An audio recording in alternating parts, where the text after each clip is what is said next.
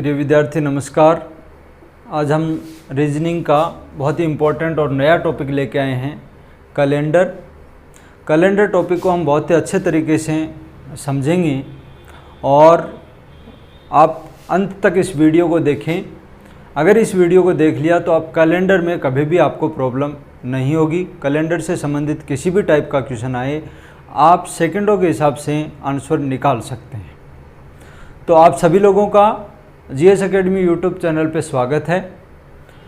Calendar की अगर हम बात करें तो कैलेंडर में सबसे पहले हम बात करते हैं ईयर की। ईयर वर्ष जो हैं वो दो तरीके के होते हैं कैलेंडर में। एक वर्ष जो है वो बोली जाती है सामान्य वर्ष, जिसको हिंदी में हम बोल सकते हैं नॉर्मल ईयर। दूसरा है लीप वर्ष, अधिवर्ष।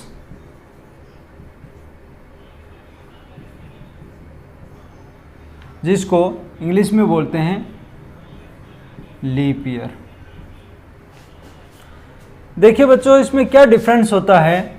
नॉर्मल ईयर की अगर हम बात करें तो यहाँ डेज की अगर बात करें, दिन जो हैं वो 365 होते हैं। लेकिन यहाँ पर अगर दिनों की बात करें तो यहाँ दिन होते हैं 366। तो देखिए प्रिय विद्यार्थियों, ये डेज का जो अंतर आता है इसका कारण होता है फरवरी महीना। जो सामान्य वर्ष का फरवरी होता है वो 28 डेज का होता है और जो लीप वर्ष होता है, अधिवर्ष होता है, उसमें 29 डेज होते हैं। कारण इसका क्या है कि जनरली अगर हम बात करें एक वर्ष में कुल दिनों की, तो कुल दिन होते हैं 365 दिन, 5 घंटे 48 मिनट और 46 सेकेंड। तो हम जनरली सुनते हैं कि एक साल में 365 दिन होते हैं, लेकिन कुछ टाइम जो है वो 365 दिन से ऊपर होता है और वो ऊपर होता है 5 घंटे 48 मिनट और 46 सेकेंड। यही जो टाइम है ये हर 4 साल में मिलके एक दिन एक्स्ट्रा जनरेट करता है और उसके कारण से वो वर्ष बन जाता है लीप वर्ष। तो इसका मतलब ये हुआ कि जनरली हर चौथा वर्ष जो है वो लीप वर्ष होना चाहिए। लेकिन देखिएगा, हर चौथा वर्ष लीप वर्ष होता है, लेकिन ये हमेशा सही नहीं होता, क्योंकि जब हम बात करते हैं जहां पर वर्ष शताब्दी वर्ष होता है, जहां 100 साल कंप्लीट होते हैं, वहां पर अगर हम देखेंगे तो हर चौथा वर्ष जो है वो शताब्दी वो लीप वर्ष नहीं होगा। जैसा कि मैं अगर बात करूं कि 1896 ये वर्ष जो है ये लीप वर्ष होता है, लेकिन इसके बाद +4 करूं मैं और वर्ष हो जाएगा 1900। ये जो वर्ष है ये लीप वर्ष नहीं होता। तो हालांकि जनरली चौथा वर्ष लीप वर्ष होता है, लेकिन जो सेंचुरी ईयर होती है, शताब्दी वर्ष होती हैं, वहां पर ये जरूरी नहीं होता। और इसका कारण ये होता है कि जो एक्स्ट्रा टाइम होता है 365 दिन के बाद 5 घंटे और 48 मिनट और 46 सेकंड, ये जो एक्स्ट्रा टाइम होता है, इसको अगर राउंड ऑफ पे आप 6 आवर्स लेते हैं तो ये 6 × 4 मीन्स 4 ईयर में ये एक दिन जो है वो एक्स्ट्रा जनरेट कर लेता है। कुल मिला के 24 घंटे हो जाते हैं और इसलिए एक दिन जो है वो एक्स्ट्रा जुड़ जाता है। लेकिन देखिएगा बच्चों, ये 6 आवर्स हमने लिए, लेकिन क्या ये कंप्लीट 6 आवर्स हैं? ये तो 6 घंटे से थोड़ा कम है और इसी कम होने के कारण से ये जो कम है वो 11 मिनट और कुछ 12 सेकंड का जो समय है वो कम है। और यही समय जो है वो 100 साल में जाके एक दिन कम कर देता है। मीन्स हर चौथा साल जो है वो लीप वर्ष नहीं होता। तो सबसे पहले हम जो समझेंगे वो वर्ष के बारे में देखेंगे। तो यहाँ पर सामान्य वर्ष में 365 दिन होते हैं, लीप वर्ष में 366 दिन होते हैं। कारण क्या था? कारण यह था कि यहाँ पर फरवरी में 28 दिन होते हैं और यहाँ लीप वर्ष में फरवरी जो है वो 29 डेज की होती है। इसके बाद अगर हम वीक की बात करें, वीक, तो यहां पर वीक जो है वो कितने होते हैं, तो देखिएगा 365। एक वीक कितने दिन का होता है, 7 दिन का। देन इससे डिवाइड करेंगे तो यहां पर जो है वो होगा 52 सप्ताह और प्लस 1 डेज, यह आएगा। तो इसका मतलब यहां पर जो दिन हुए, वहां पर जो सप्ताह हुए वो 52 सप्ताह और 1 दिन। लेकिन अगर लीप वर्ष में अगर हम देखें तो यहां 365 के बजाय दिन होंगे 366, और इन 366 में अगर हम देखेंगे तो यहां पर 52 सप्ताह और प्लस 2 दिन, 2 डेज, यह सप्ताह का सिस्टम रहेगा सामान्य वर्ष और लीप वर्ष में। अब इसके बाद जो मेन चीज आती है वो कुछ इस प्रकार से है कि हमें किस प्रकार से पता चले कि ये दी हुई वर्ष जो है वो सामान्य वर्ष है और या लीप वर्ष है। तो इसको समझने के लिए हमें दिए हुए वर्ष में 4 का भाग देना होता है। जैसा कि आपके पास कोई एग्जाम्पल है और यहां पर आपको दिया गया 1865, ये कैसा वर्ष है, तो यहां पर जो दिया गया वर्ष है उसके अंतिम जो 2 डिजिट होते हैं इसमें 4 का भाग दिया जाता है, मीन्स 65 में 4 का भाग दिया जाएगा। और अगर भाग पूरी बार जाता है, कोई भी शेष नहीं रहता, इसका मतलब वो ईयर कौन सी हो जाएगी, लीप वर्ष। और अगर कोई शेष रहता है तो फिर वो वर्ष हो जाएगी नॉर्मल ईयर। जैसा कि यहां पर अगर हम 4 का भाग देंगे तो 64 में जो है वो पूरा भाग जाएगा। जैसा कि 16 4 64, तो यहां पर 64 में भाग जाएगा, एक शेष आएगा, और एक शेष आने के कारण से ये ईयर कैसा बन गया, जनरल ईयर, नॉर्मल ईयर। तो ये हो गया आपका नॉर्मल ईयर। इसी प्रकार से और आपके पास एग्जाम्पल आते हैं, जैसा कि 1785। तो हम क्या करेंगे, अंतिम 2 डिजिट जो हैं इसमें 4 का भाग देंगे, और यहाँ पर भी हम देखेंगे कि यहाँ पर भी एक शेष आ रहा है, इसलिए ये कैसा हो जाएगा, सामान्य वर्ष। फिर हम देखते हैं जैसा कि 2020, तो यहाँ पर अंतिम 2 डिजिट में हम भाग देंगे, और यहाँ पर अगर 4 का भाग देंगे तो भागफल जो है वो 5 आएगा, शेषफल जो है वो 0 होगा, और जहाँ पर शेषफल 0 हो इसका मतलब वो ईयर कैसी होगी, लीप वर्ष। तो ये वर्ष हो जाएगी आपकी लीप वर्ष। तो सीधी सी बात है कि अगर हमें सामान्य वर्ष और अधिवर्ष में डिफरेंस करना हो, हमें पता लगाना हो कि ये वर्ष कैसी होगी, तो उसमें हम दिए गए वर्ष के अंतिम 2 जो डिजिट होंगे उसमें 4 का भाग देंगे, और जो शेषफल अगर 0 आता है तो लीप वर्ष होगी, अदरवाइज शेषफल चाहे 1 आए या 2 आए या 3 आए वो वर्ष होगी सामान्य वर्ष। लेकिन देखिएगा कुछ वर्ष कुछ इस प्रकार से होती हैं, जैसा कि 1700, और इन वर्ष को बोलते हैं सेंचुरी ईयर, शताब्दी वर्ष। ये जो ईयर होती हैं इनमें अगर हम चेक करेंगे कि ये कैसा वर्ष है, तो यहां पर 4 के बजाय भाग जो है वो 400 का दिया जाएगा, और 400 का भाग देके हम देखेंगे कि ये वर्ष किस तरीके का है। अगर भाग पूरी बार चला जाता है, मीन्स शेषफल अगर 0 आता है, तो वही उसी तरीके से वर्ष जो है वो अधिवर्ष होगा, अदरवाइज वर्ष जो है वो सामान्य वर्ष होगा। तो जैसा कि यहां हम भाग देंगे तो यहां शेषफल जो है वो आएगा 100, तो ये कैसा वर्ष हो गया, नॉर्मल।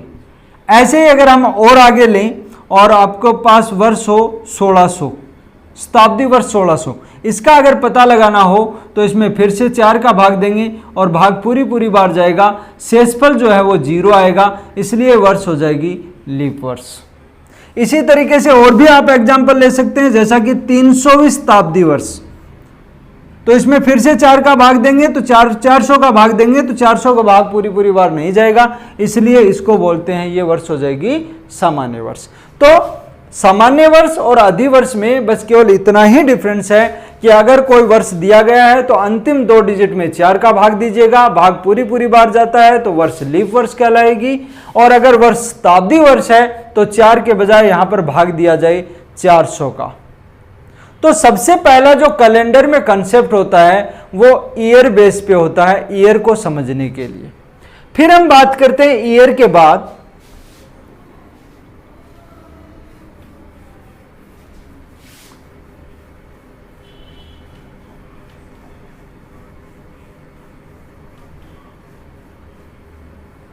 विषम दिन। दूसरा कंसेप्ट जो होता है वो विषम दिन का होता है। विषम दिन मीन्स ओड डेज।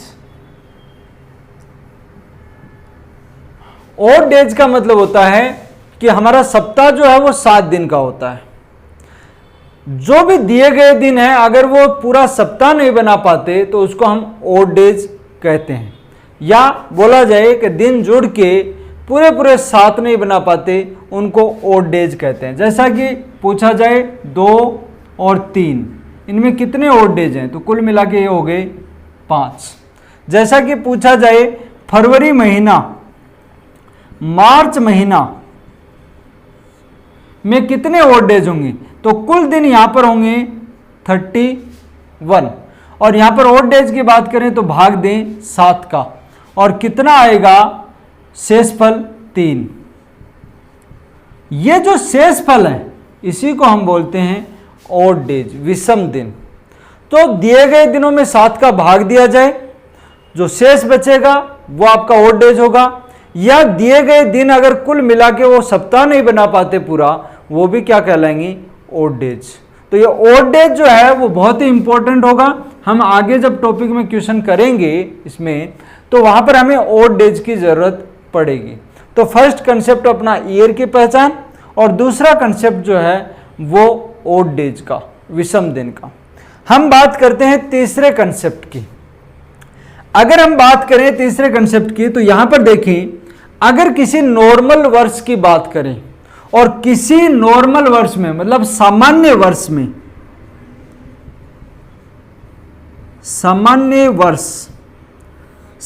वर्ष में अगर 1 जनवरी को कोई वार होगा, 1 जनवरी को अगर सोमवार है, तो उसी तरीके से 31 दिसंबर को भी सेम वार होगा, मीन्स सोमवार ही होगा। किसी सामान्य वर्ष की बात करें तो अगर 1 जनवरी को कोई सोमवार होगा या कोई भी वार होगा, वही वार 31 दिसंबर को भी होगा। इसका कारण क्या है, तो यहां हम देखें सप्ताह जो है वो 7 दिन का होता है, और ये 7 दिन जाने के बाद मीन्स 8वां दिन जो है वो वही वार वापस रिपीट हो जाता है, फिर से रिपीट हो जाता है। जैसा कि 1 जनवरी को अगर सोमवार है तो 8 जनवरी को क्या वार होगा, सोमवार होगा। मीन्स 8 दिन में अगर हम बात करें तो इसमें भाग देते हैं 7 का, शेषफल कितना बचा, 1। जहां 1 शेष बचेगा इसका मतलब फिर से वो दिन जो है वो रिपीट होगा। तो इसी तरीके से अगर हम किसी सामान्य वर्ष की बात करें और 1 जनवरी से 31 दिसंबर तक की बात करें तो कुल दिन होंगे यहां पर 365, और 365 में अगर 7 का भाग दिया तो यहां भी शेषफल 1 ही आता है। और ये 1 शेषफल आने के कारण से दिन जो है वो वही सेम दिन आ जाता है। तो बच्चों जो ये ओड डेज होते हैं, जैसा कि सामान्य वर्ष में 1 दिन था और लीप वर्ष में 2 दिन थे, यही ओड डेज के कारण से हमारे कैलेंडर जो हैं वो चेंज होते हैं। अगर ये ओड डेज नहीं हो तो कैलेंडर हमेशा के लिए सेम रहेगा, क्योंकि अगर ये ओड डेज नहीं हो तो 364 दिन अगर साल में हो तो कभी कैलेंडर चेंज करने की जरूरत नहीं रहेगी, वही दिन वही वार सेम चलता रहता। लेकिन 1 दिन ये एक्स्ट्रा सामान्य वर्ष में और लीप वर्ष में 2 दिन एक्स्ट्रा आने के कारण से कैलेंडर हर साल जो है वो चेंज हो जाते हैं। तो इसलिए यहाँ पर तीसरा जो हमारा कंसेप्ट था कि किसी अगर सामान्य वर्ष में 1 जनवरी को कोई अगर वार है तो सेम वार, वही वार 31 दिसंबर को भी रिपीट होता है। सेम ऐसे ही अगर हम बात करें लीप वर्ष की,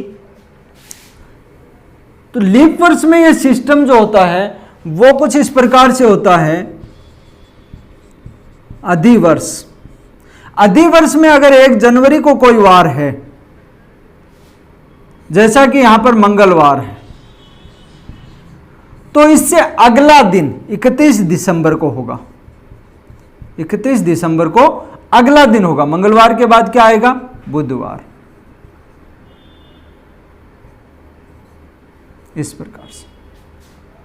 तो यहां पर अगर लीप वर्ष की बात करें और 1 जनवरी को अगर कोई वार है, तो 31 दिसंबर को उस वार के अगला वार जो है वो रिपीट होगा, क्योंकि यहां पर कुल दिनों की संख्या है 366 और इसमें 7 का भाग देते हैं तो शेष आते हैं 2 और 2 शेष आते हैं तो 2 दिन आगे का वार। मीन्स मंगलवार जो है वो मंगलवार के बाद क्या हो जाएगा? अगला दिन क्या आ जाएगा? बुधवार। अब देखिए मंगलवार तो रिपीट होता है, एक दिन अगर शेष है तो सप्ताह पूरा खत्म होने के बाद अगला जो दिन है वो वापस फिर से 1 तारीख वाला ही रिपीट होता है। तो लेकिन यहां पर 2 शेष हुए और 2 शेष होने के कारण से सेम वार ना आके अगला वार जो है वो रिपीट होगा। ये नॉर्मल सी बात है।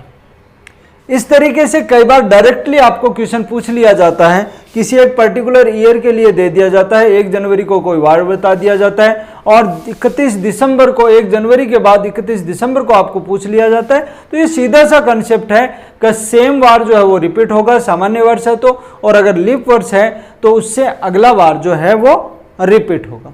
एक और बात करते हैं हम इसके बाद। अगर आपसे पूछा जाए कि 5 जनवरी 2015 को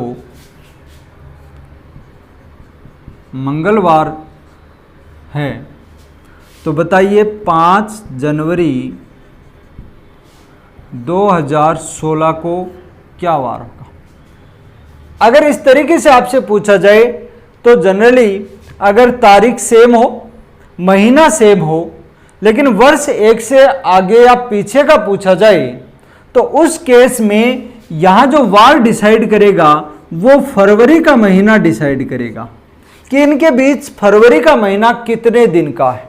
अगर फरवरी का महीना 28 दिन का है, देन आंसर जो है वो आपका 1 दिन आगे का आएगा। अगर आपसे आगे का पूछा गया, 2015 का बताया गया, 16 का पूछा गया, तो 1 दिन आगे का आएगा। अगर 2015 का बताया गया और 2014 का पूछा गया तो 1 दिन पीछे का आएगा। कब आएगा? जब इनके बीच फरवरी जो है वो 28 दिन की हो, और अगर फरवरी 29 दिन की हो तो उस केस में 2 दिन आगे का वार आएगा। फरवरी 29 दिन होने के कारण से क्या होगा? 2 दिन आगे का वार आ जाएगा। जैसा कि यहां पर 5 जनवरी 2015 को मंगलवार बताया गया, तो 5 जनवरी से लेके 5 जनवरी 2016 और 5 जनवरी 2015 के बीच जो फरवरी है वो कितने दिन की है? तो यहां देखेंगे फरवरी कौन से महीने की आएगी? यहां पर 2015 की। और 2015 जो है वो कैसी वर्ष है? सामान्य वर्ष, क्योंकि 15 में 4 का भाग देंगे तो शेषफल जो है वो 3 आएगा, और शेषफल अगर 3 आएगा तो ये ईयर हो जाएगी सामान्य वर्ष। और सामान्य वर्ष की फरवरी 28 दिन की होती है, और अगर 28 दिन है उनके बीच तो इसका मतलब दिन जो है वो आएगा अगला। तो यहां मंगलवार के बाद क्या आएगा? बुधवार। ऐसे ही अगर आपसे फिर से पूछा जाए कि 5 जनवरी 2017 को क्या वार होगा?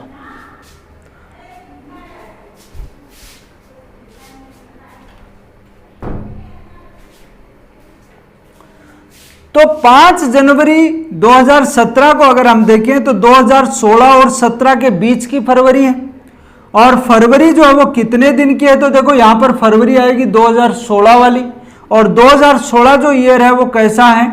लीप वर्ष, क्योंकि 16 में 4 का भाग दो, 0 शेष आएगा। और लीप वर्ष अगर है तो फरवरी 29 दिन की होगी, तो 29 दिन के होने के कारण से 2 दिन आगे का वार आएगा। तो बुधवार के बाद गुरुवार और फिर क्या आएगा? शुक्रवार। तो इसी प्रकार से अगर पास पास के आपसे ईयर पूछे जाए और दिन और दिना तारीख और महीना जो है वो अगर सेम हो तो किस प्रकार से सॉल्यूशन करेंगे। अगर यहां पर आपसे पूछा जाए 5 जनवरी 2020 को कौन सा वार होगा, तो हम क्या करेंगे, देखो 2017 के बाद 18 पे चलेंगे। यहां पर फरवरी कितने दिन की आएगी, 28 दिन की, क्योंकि फरवरी कौन सी होगी 2017 की और ये सामान्य वर्ष है, इसलिए एक दिन आगे 18 में चला जाएगा।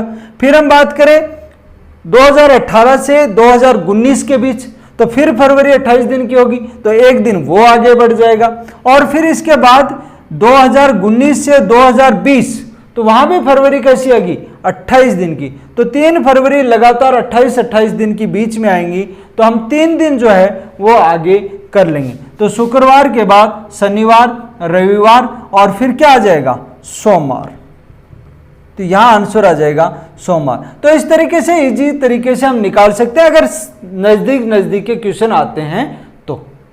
इसके बाद हम बात करते हैं कि अगर आपसे क्वेश्चन कुछ इस प्रकार से पूछे जाएं,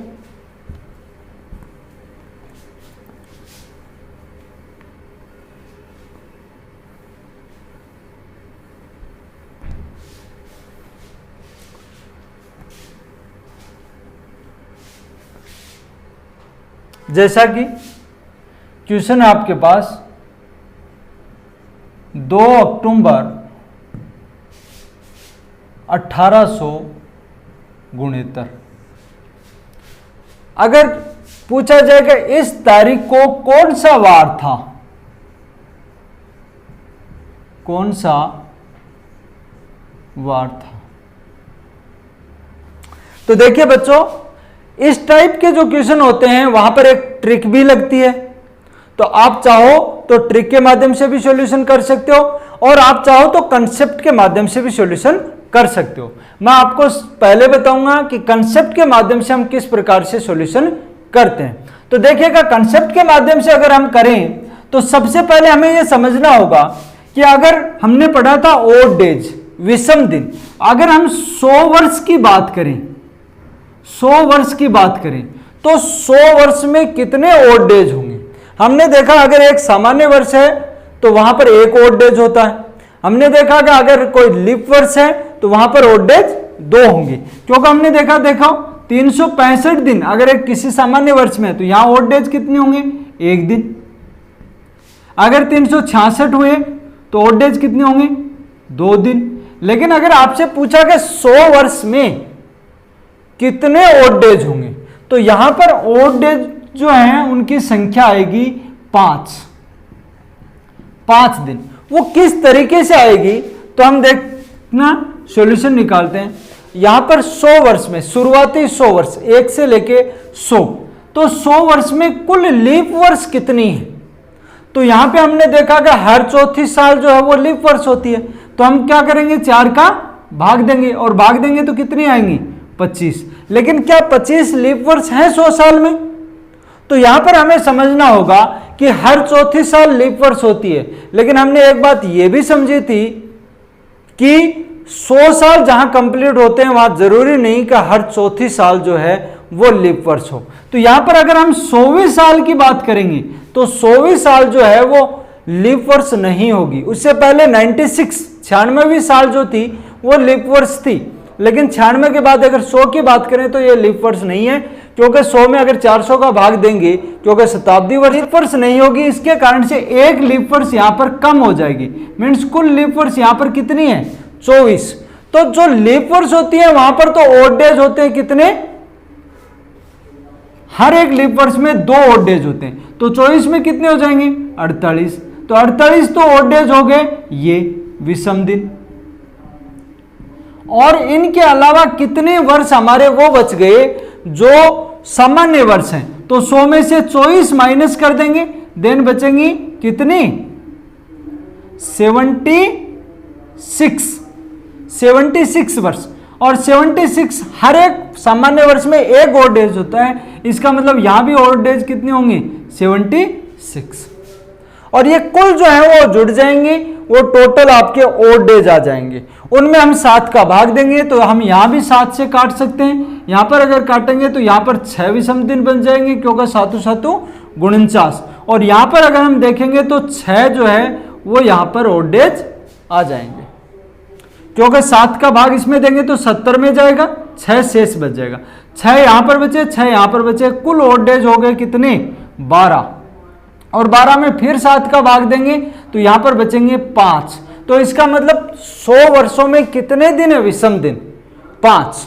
फिर हम बात करते हैं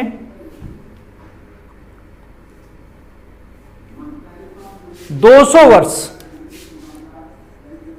200 वर्ष में कितने विषम दिन होंगे, तो यहां पर होंगे 10, क्योंकि 100 में 5, तो 200 में कितने हो जाएंगे 10।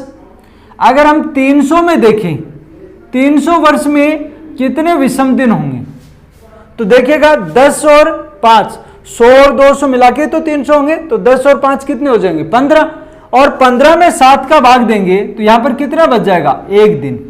और यहां भी इसको काट के लिख सकते हैं, 10 में अगर 7 का भाग देंगे तो कितने बचेंगे 3 दिन, तो 3 दिन जो है वो यहां 200 में आ जाएंगे। इसी 400 वर्ष की अगर बात करें तो यहां पर लीप वर्ष कितने हो जाएंगे, 400 में 400 का भाग देंगे, देन कितने हो जाएंगे 0 लीप वर्ष। और फिर अगर 400 के बाद 800 की अगर हम बात करें तो 800 में भी क्या आएंगे 0 दिन। ऐसे ही अगर 1200 की बात करेंगे तो 1200 में भी कितने आ जाएंगे 0 दिन। ऐसे ही अगर 1600 की बात की तो 1600 में कितने आ जाएंगे 0 दिन। और अगर यहाँ पर 2000 की बात की तो यहाँ भी कितने आएंगे 0 दिन। तो इस प्रकार से जो है वो विषम दिन हम निकाल सकते हैं। अगर कंसेप्चुअली हमें निकालना है तो ये हमें ध्यान होना चाहिए कि किस प्रकार से कितने वर्ष में ओड डेज किस तरीके से हम निकाल सकते हैं।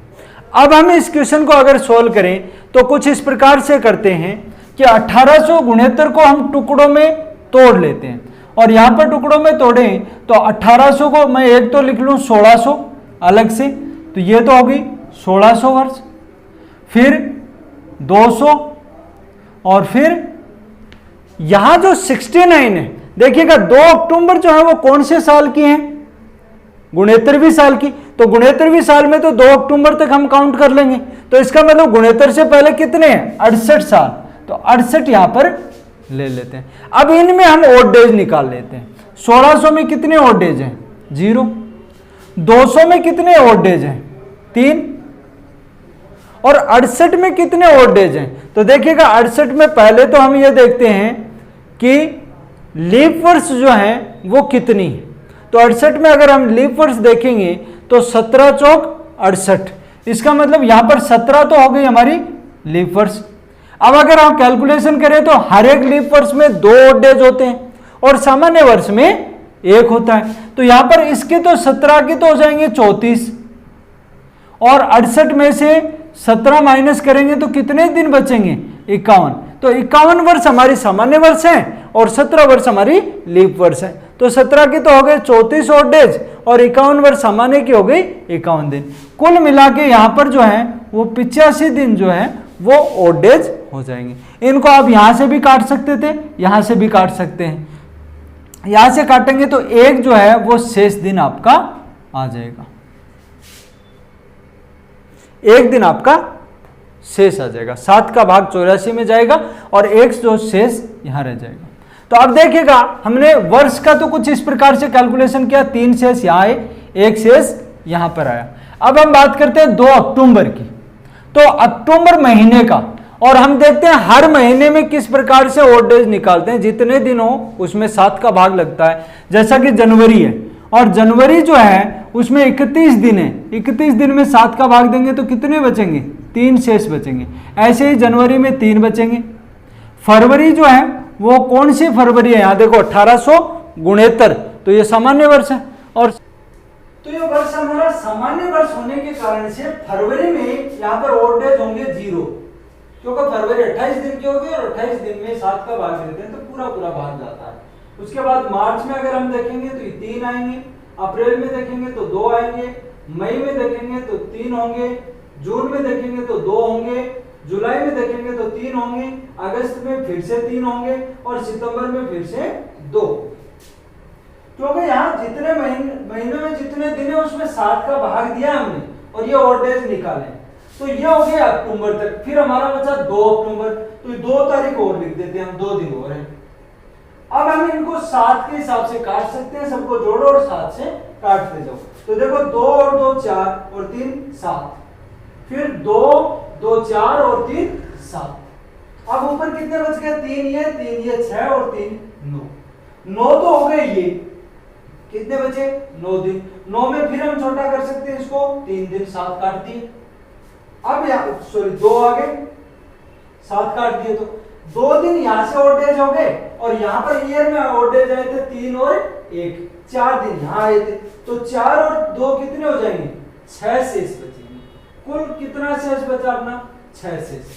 तो 6 शेष का मतलब है वार का छठा दिन, और वार का छठा दिन अगर हम देखें तो सोमवार से शुरू किया जाता है। यहाँ पर सोमवार से अगर छठा दिन देखेंगे तो वार होगा शनिवार, तो आंसर क्या आएगा? शनिवार। तो बच्चों अगर कंसेप्ट के माध्यम से अगर आपको ज्ञात करना है तो कंसेप्ट के माध्यम से ज्ञात करने के लिए इन चीजों को ध्यान में रखना होगा कि 100 वर्ष में कितने ऑड डेज होंगे, 200 में कितने ऑड डेज होंगे। ये कैसे निकला ये मैंने आपको समझा दिया कि 100 वर्ष में अगर ज्ञात करेंगे तो हर 100 वर्ष में ऑड डेज की अगर संख्या ज्ञात करें तो एक तो सामान्य वर्ष, कुल सामान्य वर्ष देख लो और जितने लीप वर्ष है उनका डबल कर लो, उनको जोड़ लो, 7 का भाग दे लो, 5 दिन आएंगे। ऐसे ही इनमें डायरेक्ट भी कर सकते हैं आप 1600 वर्ष जो है इनके टोटल ईयर काउंट कर सकते हैं, सामान्य और लीप, और सबको जोड़ के 7 का भाग दोगे तो 0 ही आएगा आंसर। तो इसका मतलब हम कंसेप्ट के माध्यम से अगर ज्ञात करना है तो कुछ इस तरीके से ज्ञात कर सकते हैं। अब मैं आपको दूसरा तरीका बताता हूं जिससे हम ज्ञात कर सकते हैं कि अगर आपके पास ट्रिक हो तो कितना जल्दी आंसर निकाल सकते हैं। समझने के लिए कंसेप्ट अच्छा है, बट एग्जाम पर्पज से हमें ट्रिक के माध्यम से आंसर देना चाहिए ताकि हम टाइम कम कंज्यूम करें, क्योंकि बहुत सारे एग्जाम जो हैं उनमें टाइम आपके पास बहुत कम होता है। तो टाइम का मैक्सिमम यूटिलाइजेशन अगर आप कर सकते हो तो वो माध्यम होता है आपका ट्रिक। तो मैं आपको एक ट्रिक बताता हूं इस टाइप की क्वेश्चन को सोल्व करने के लिए।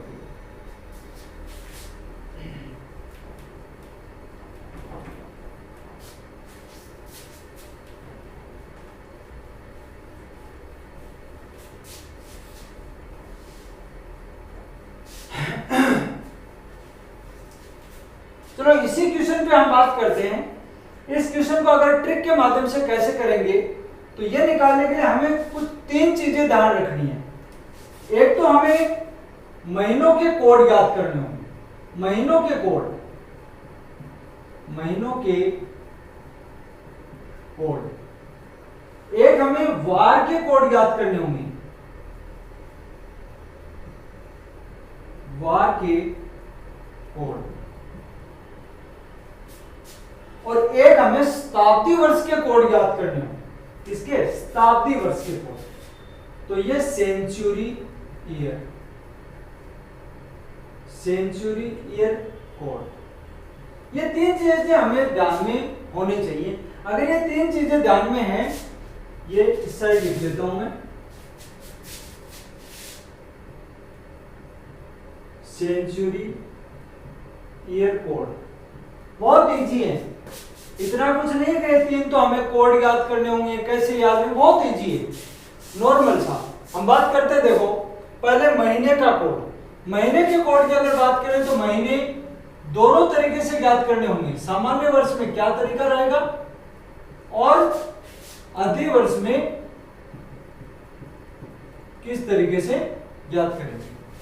तो देखिएगा सामान्य वर्ष की अगर कोड की बात करें तो देखो मैं लिखता हूं जनवरी, फरवरी, मार्च, अप्रैल, मई, जून, जुलाई, अगस्त, सितंबर, अक्टूबर, नवंबर और दिसंबर। इसके कुछ कोड हैं 144, 025, 036, 146। ये 12 डिजिट के आपके कोड हैं। अब ये याद रखने होंगे, अगर आपको ट्रिक के माध्यम से करना है तो ये कोड आपको याद रखने होंगे। अब याद करने का एक तरीका भी है इनका, ऐसा कुछ नहीं है कि भाई ये इतने डिजिट कैसे याद होंगे। वैसे तो मोबाइल नंबर जितने ही नंबर है, ज्यादा फर्क नहीं है, लेकिन फिर भी इन 3 के जोड़े बना लेते हैं। हमने 3 के जोड़े बनाए, 144 हो गया, और 144 हमें पता है किसका स्क्वायर है, 12 का स्क्वायर है। इसी प्रकार से हम इन तीन का जोड़ा बना लेते हैं, और ये जो है वो 0 25 है, तो 25 किसका है? 5 का स्क्वायर है।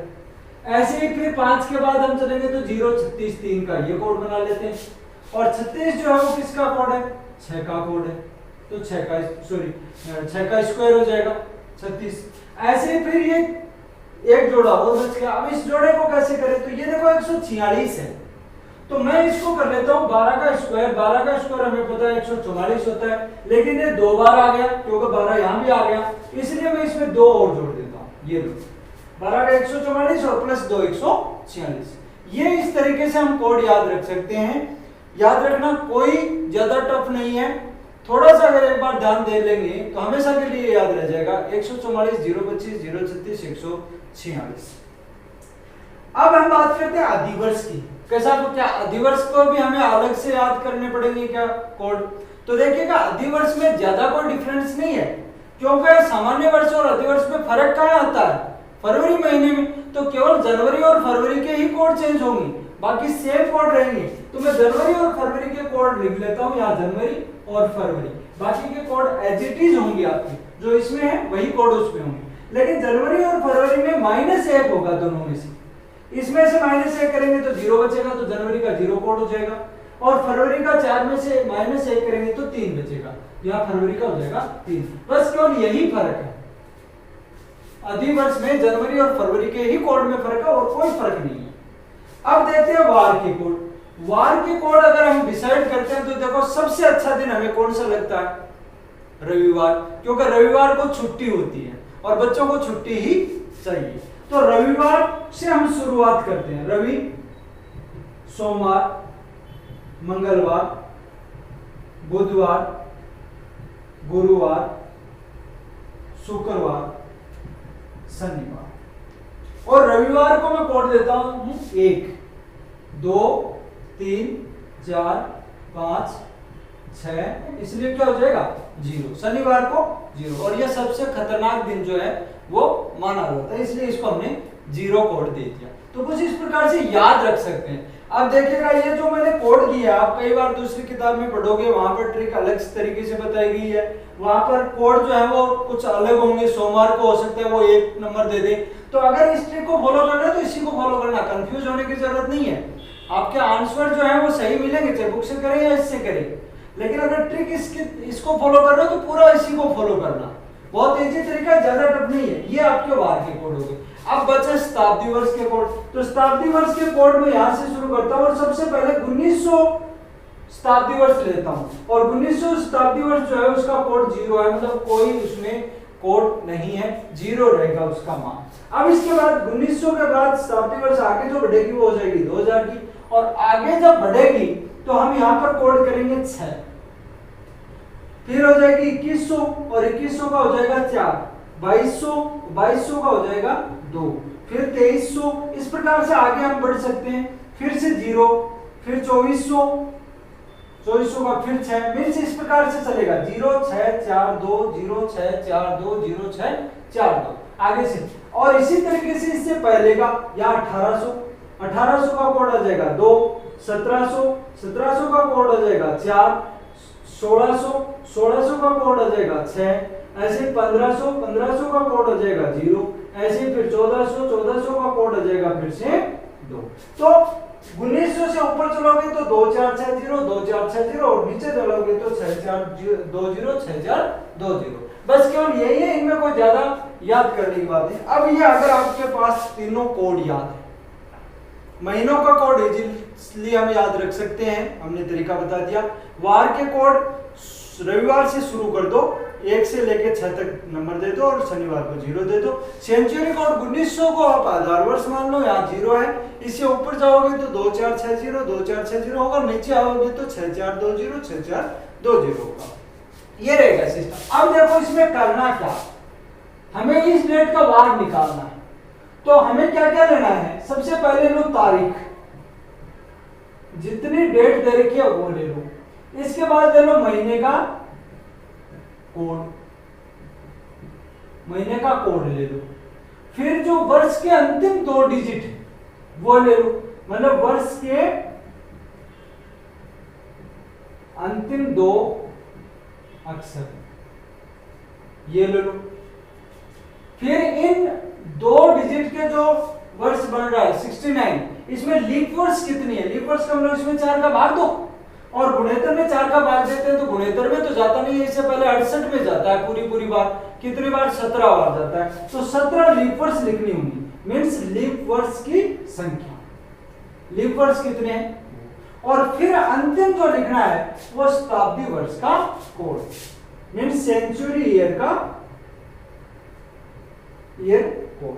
बस केवल यही 5 चीजें हमें उठानी है और इससे हमारा आंसर आ जाएगा। देखिएगा तारीख कितनी है? 2। महीना कौन सा है? अक्टूबर, और अक्टूबर का कोड इसमें देखेंगे तो 1 है। इसमें भी 1 ही होगा क्योंकि जनवरी फरवरी का ही फर्क है, बाकी 1 ही होगा, तो इसलिए यहां पर कितना आ जाएगा? 1। वर्ष के अंतिम 2 डिजिट कितने हैं? 69। लीप वर्ष कितनी है?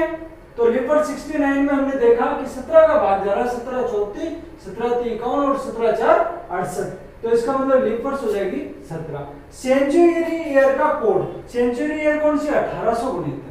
तो यहाँ पर कितना है? 1800 की सेंचुरी है और 1800 का कोड कितना है? 2। तो यहाँ पर ले लेते हैं, बस इनको जोड़ लो। जोड़ने का विषम दिन निकालनी है। यहाँ भी विषम दिन निकालेंगे तो सबको जोड़ने की जरूरत नहीं है, इसको 7 से काटते जाओ।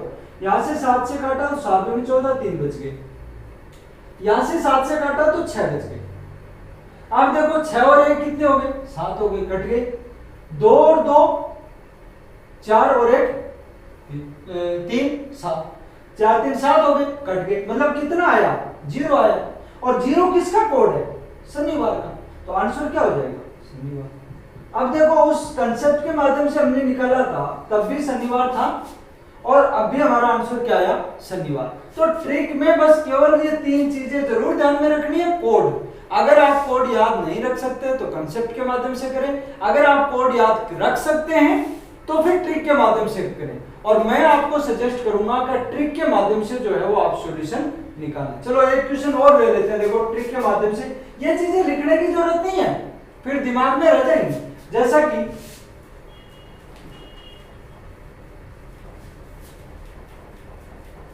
एक क्वेश्चन ले लेता हूं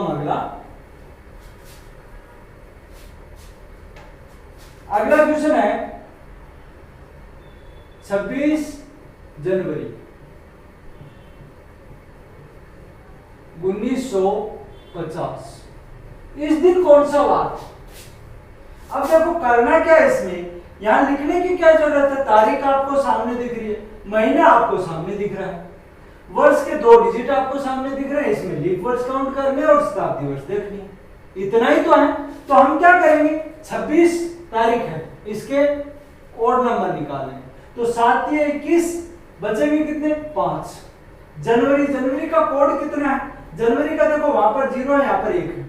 वर्ष देखेंगे तो 50 में 4 का भाग जाएगा क्या? पूरी बार नहीं जाएगा। तो ये सामान्य वर्ष होगी तो कितना कोड होगा? 1। तो जनवरी का कोड लिख लो 1। 50 है, 50 वर्ष है, इसमें ओड नंबर कितने होंगे? तो 50 में भाग दो किसका? 7 का, और 7 का अगर भाग देंगे तो 7 7 49, कितना बचेगा? 1 बचेगा। फिर इसमें लीप वर्ष देखेंगे और लीप वर्ष कितनी होंगी? तो लीप वर्ष अगर हम देखेंगे तो देखो 12 दूनी 24 और 24 4 का भाग देंगे तो पूरी बार जाएगा 12 बार। इसका मतलब 12 यहाँ पर क्या हो जाएंगी? Leap year. 12 को फिर हम ओड में और चेंज कर दें तो यहाँ पर आ जाएगा ये 5, क्योंकि 12 में से 7 जो है वो कम कर देते हैं तो 5 आ जाएगा। अब हमारे पास जो विषम दिन बचे वो 5 यहाँ पर, 1 यहाँ पर, 1 यहाँ पर और 5 यहाँ पर। अब एक हमारा शताब्दी का बचा कि शताब्दी के कोड कितने होंगे? तो यहाँ शताब्दी कौन सी है? 1900 की, और 1900 की शताब्दी के हमने कोड जो है वो हमारे हैं 0, वहां पर कोई कोड नहीं है, इसलिए यहां पर 0 कोड शताब्दी वर्ष का ले लेंगे और बाकी के विषम दिन ये होंगे। तो 5 और 1 6 और 1 7, बच गए कितने? 5। तो अल्टीमेटली आंसर जो है वो 5 शेष हुआ हमारा, 5 शेष। और हम ज्ञात किसके माध्यम से कर रहे हैं? ट्रिक के माध्यम से सॉल्यूशन कर रहे हैं। और ट्रिक के माध्यम से सॉल्यूशन कर रहे हैं तो ट्रिक में हमारे कोड क्या है वार के? ये हैं। तो 5 कौन से वार के कोड है? तो गुरुवार के, तो इसलिए आंसर क्या हो जाएगा? गुरुवार। तो ट्रिक के माध्यम से हमारा आंसर निकला गुरुवार। अब हम बात करते हैं कंसेप्ट की। तो कंसेप्ट के माध्यम से आंसर क्या आता है वो और देख लेते हैं। कंसेप्ट के माध्यम से करेंगे तो हम 1950 को डिवाइड कर लेते हैं। कैसे करेंगे, एक बार तो हम देख लेते हैं 1600, क्योंकि इजी है, यहाँ पर 0 था। 1600 के बाद 19,300, ये जो 50 है, इस 50 जो 1950 है उसमें तो 26 जनवरी भी है, तो 26 जनवरी अगर उठाएंगे तो 1950 को तो काउंट करने की जरूरत नहीं है। तो कितने काउंट होंगे वर्ष, 49। तो यहाँ पर हम ले लेते हैं 49 वर्ष। यहाँ पर अगर हम देखें तो ऑड डेज है 0, यहाँ पर ऑड डेज देखें तो 1 है, क्योंकि 100 वर्ष में 5 होते हैं, 200 वर्ष में 3 होते हैं और 300 वर्ष में 1 होता है। वो हमें ध्यान होना चाहिए फिर अगर कंसेप्ट के माध्यम से निकाल रहे हैं। फिर 49 में, और 49 वर्ष में अगर हम पहले तो हम देखेंगे लीप वर्ष कितनी है, तो लीप वर्ष है कितनी 12, और 12 लीप वर्ष के डबल कर लेंगे तो 24 ऑड डेज हो जाएंगे। बाकी के जो बचे इसमें 37 वो सामान्य वर्ष हो जाएंगे। तो 37 और 24 जो है वो हम ऐड कर लेंगे, या सिंपली 49 में सीधे ही लीप वर्ष ऐड कर लो, क्योंकि इसमें ही तो डबल होते हैं, बाकी तो सिंगल सिंगल है ही।